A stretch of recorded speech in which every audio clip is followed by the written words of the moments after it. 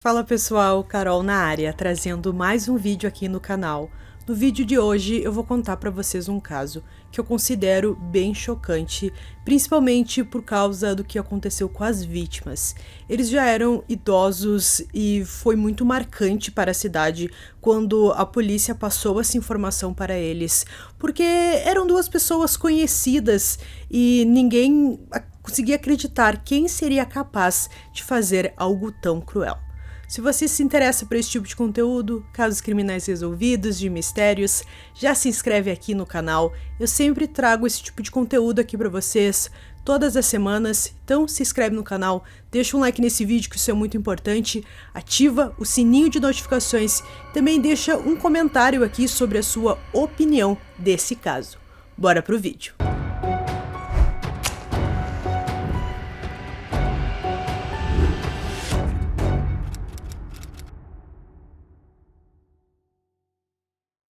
Oliver Janis Northup Jr. nasceu em 26 de abril de 1925, no Nebraska. Ele serviu na Marinha dos Estados Unidos durante a Segunda Guerra Mundial.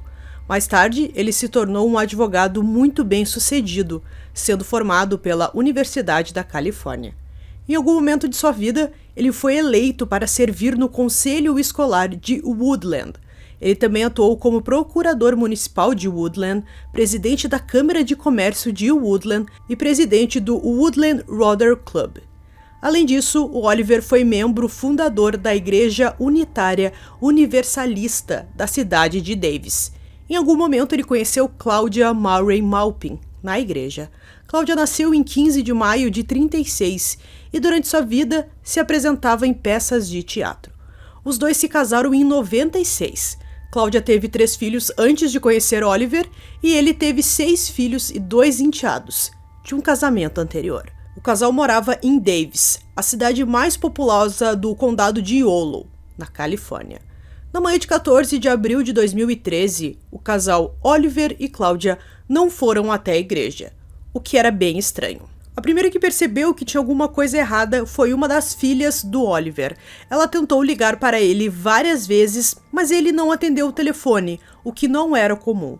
Um dos irmãos dela também achou aquilo suspeito e decidiu ir com seu filho até a casa do Oliver para ver se ele conseguia falar com seu pai. Quando ele chegou, as luzes estavam apagadas, ficou aquela sensação de que não tinha ninguém em casa. Ele tocou a campainha algumas vezes, mas ninguém atendeu. Então, ele pensou que o pai, junto com a esposa, tivessem saído, foram em algum lugar, enfim. Mas era realmente uma situação bem esquisita. Na parte da noite, outra filha de Oliver, chamada Laura, decidiu que era hora de ir até a casa de seu pai com a polícia. Chegando lá, ela tocou a campainha, mas ninguém atendeu a porta. Ela então deu a volta e encontrou uma das janelas aberta, com a tela cortada. Olhando pela janela do quarto, ela viu manchas de sangue. A polícia conseguiu ver os 2 corpos das vítimas pela janela, usando uma lanterna. Eles forçaram a entrada e fizeram uma descoberta terrível. Os corpos de Oliver e Claudia estavam na cama, com vários ferimentos. O FBI foi chamado, mas nenhuma evidência física foi encontrada. Eles não conseguiam imaginar quem seria capaz de fazer algo tão terrível. No momento do crime, Oliver estava com 87 anos e Claudia com 76. Mas não demorou muito para a polícia descobrir quem foi o responsável por aquele crime. No mesmo dia em que os corpos foram encontrados, um jovem de 15 anos chamado Daniel Marsh começou a se gabar do crime para seus amigos. No dia seguinte, ele confessou novamente aos amigos e outras pessoas durante o almoço na escola. Depois da escola, ele perguntou à namorada se ela tinha ouvido falar desses assassinatos. Ela disse que não. Então Daniel começou a descrever o crime com orgulho, dando detalhes sobre a maneira como havia tirado a vida do casal, sorrindo e explicando como se sentia bem naquele momento. A namorada de início não acreditou na história de Daniel. Em 16 de abril, um amigo dele perguntou sobre esses assassinatos. Ele descreveu novamente o crime como a melhor sensação de sua vida. Ele mostrou vários itens ao amigo, incluindo a faca usada para cometer o crime, luvas, um boné, botas e uma jaqueta que ele usou durante o ato. Ninguém avisou a polícia. A namorada de Daniel terminou com ele no dia 4 de junho, porque se sentiu intimidada por ele. 1 ou 2 semanas após o crime, por volta da meia-noite, ele invadiu a casa da namorada pela portinha, onde passava o cachorro. Uma ação que fez com que sua namorada temesse por sua vida. A ex-namorada então contou a um amigo o que tinha acontecido, e o amigo então ficou bem preocupado e decidiu contar ao pai do Daniel sobre isso que ele tinha feito com a namorada e também sobre os assassinatos. Mas o pai não acreditou no amigo de seu filho. O amigo acreditou que esse era o momento para ir até a polícia. Ele foi lá, contou tudo o que o Daniel tinha feito, tanto a questão dos crimes quanto a questão dele ter invadido a casa da sua ex-namorada. E ele contou algo bem preocupante aos policiais, que o Daniel falou para ele que iria matar novamente. O amigo foi interrogado na delegacia por várias horas e Daniel Marsh foi preso no dia seguinte, em 17 de junho. Daniel foi então interrogado pelo detetive Ariel Pineda e pelo agente especial do FBI, Chris Campion. A princípio, ele negou envolvimento nos crimes, nos assassinatos, e tentou conversar sobre a situação. Ele implorou para as autoridades acreditarem nele. Finalmente, após 3 horas e 38 minutos de interrogatório, Daniel começou a confessar. Naquela noite eu simplesmente não aguentava mais. Eu tive que fazer isso, perdi o controle. Ele admitiu ter caçado alguém para matar e ter invadido a casa do casal. Ele afirmou que foi para o quarto deles, abriu a porta e disse aos policiais. Depois fiquei parado em frente à cama deles, observando-os dormir por alguns minutos. Meu corpo tremia. Eu estava nervoso, mas animado e alegre. Eu ia realmente fazer isso. Eu estava lá. Finalmente estava acontecendo. Ele admitiu que teve um sentimento positivo ao cometer os crimes, dizendo: foi pura felicidade e adrenalina e dopamina, tudo isso correndo sobre mim. E eu não vou mentir, foi incrível. Ele também afirmou que esse sentimento positivo era o sentimento mais estimulante e agradável que ele já sentiu. Esse sentimento positivo aumentou quando Oliver e Claudia estavam conscientes e resistiram. Ele também admitiu que a grande sensação que os assassinatos lhe causaram durou semanas. Não sinto empatia pelas outras pessoas, completou o garoto. Ele deu detalhes do que aconteceu naquela noite. Segundo Daniel, ele saiu da casa da sua mãe e vagou pelas ruas de Davis, em busca de uma casa com portas ou janelas abertas, entre mais ou menos 2 e 3 da manhã.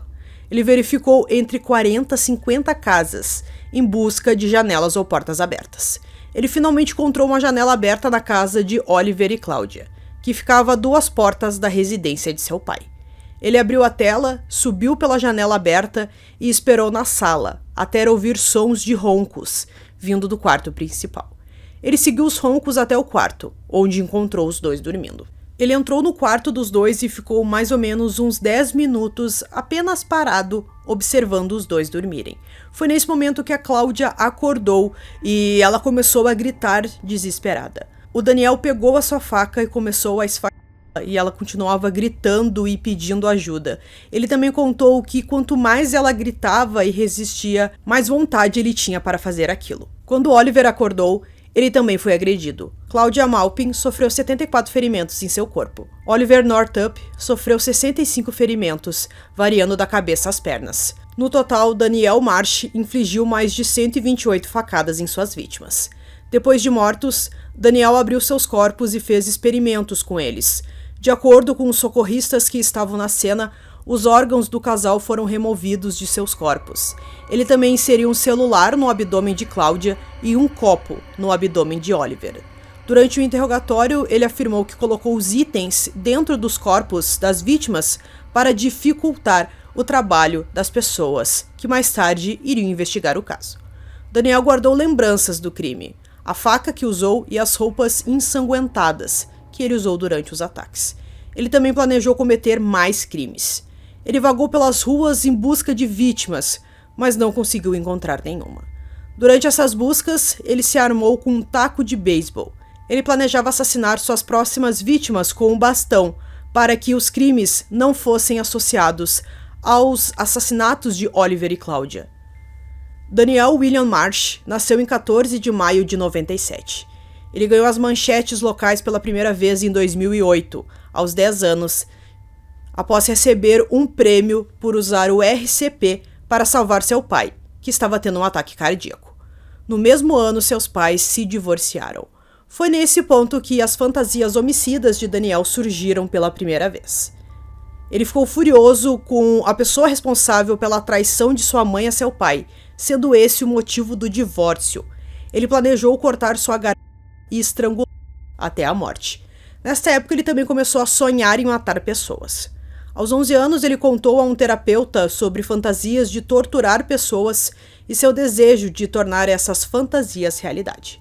Nessa mesma época, ele foi diagnosticado com um transtorno de adaptação com humor reprimido. Na 7ª série, ele começou a ameaçar seus colegas e professores. Em 2010, ele foi um médico que o descreveu como tendo pesadelos e explosões de raiva. Era um garoto nervoso e não gostava de outras pessoas. Ele então começou um tratamento com antidepressivos. Quando entrou na adolescência, ele começou a usar maconha e beber álcool. Às vezes, ele ficava na casa de seu pai, que o expulsou por ele estar bêbado ou chapado. Em outubro de 2011, Daniel tornou-se anoréxico, então ele foi colocado em um programa intensivo para tratar sua doença. Ele chegou a pesar 42 quilos. Durante seu tratamento, ele fez o uso de algumas medicações, sendo elas um antipsicótico.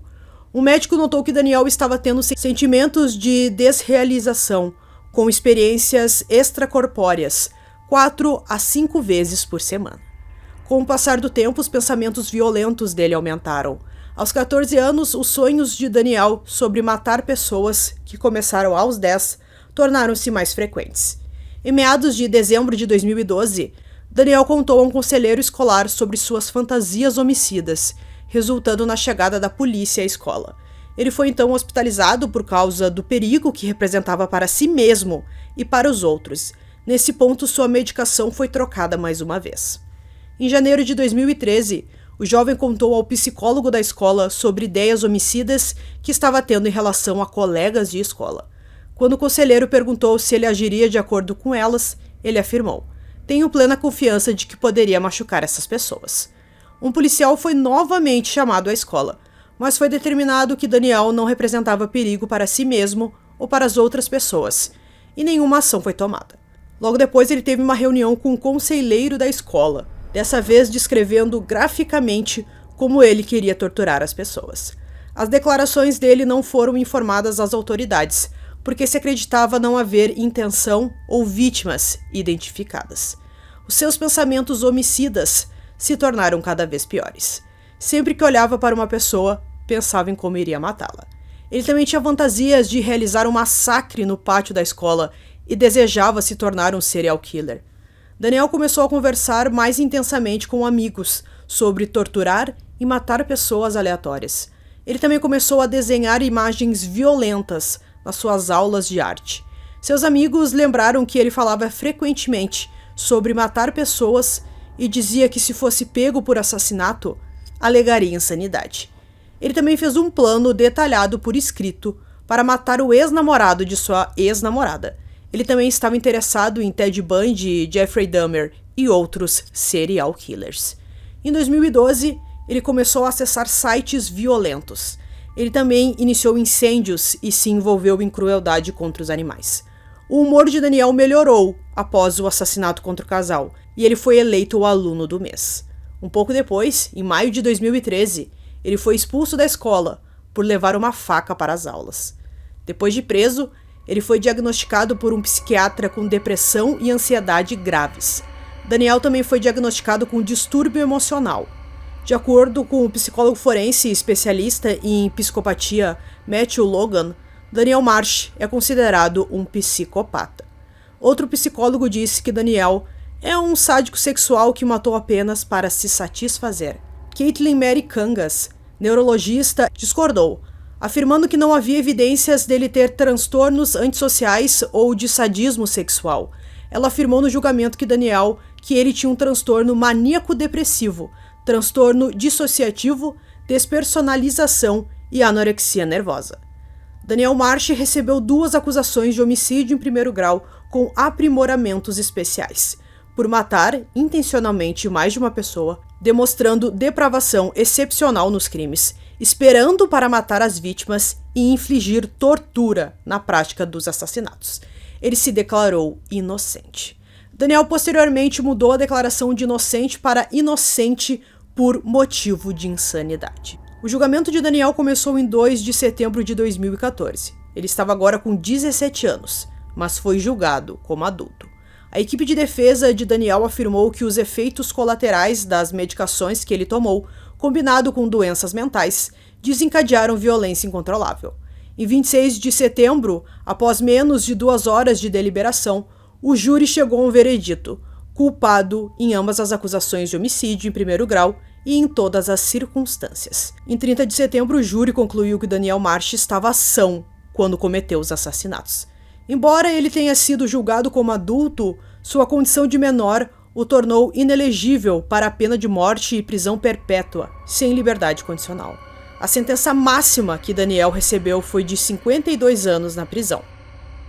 Antes da gente concluir o caso, se liga nesse recado. Eu tenho uma dica aqui para vocês de um aplicativo que eu tenho certeza que vocês vão amar, assim como eu amei.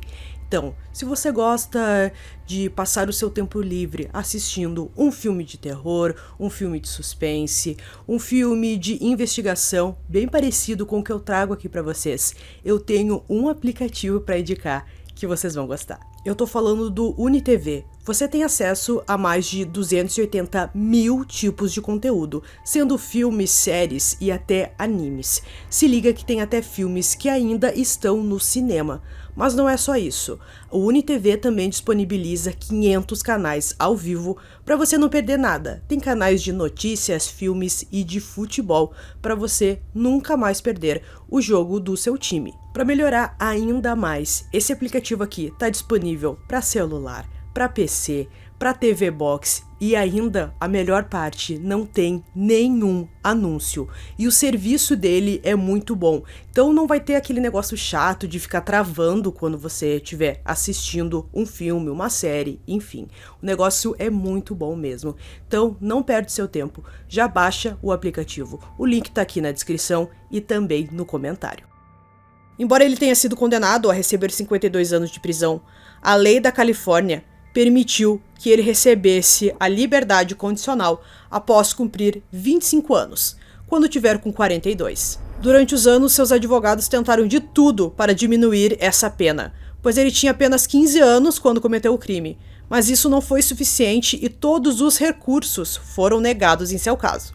Em 16 de maio de 2018, um vídeo no YouTube de Daniel Marsh dando uma palestra foi carregado.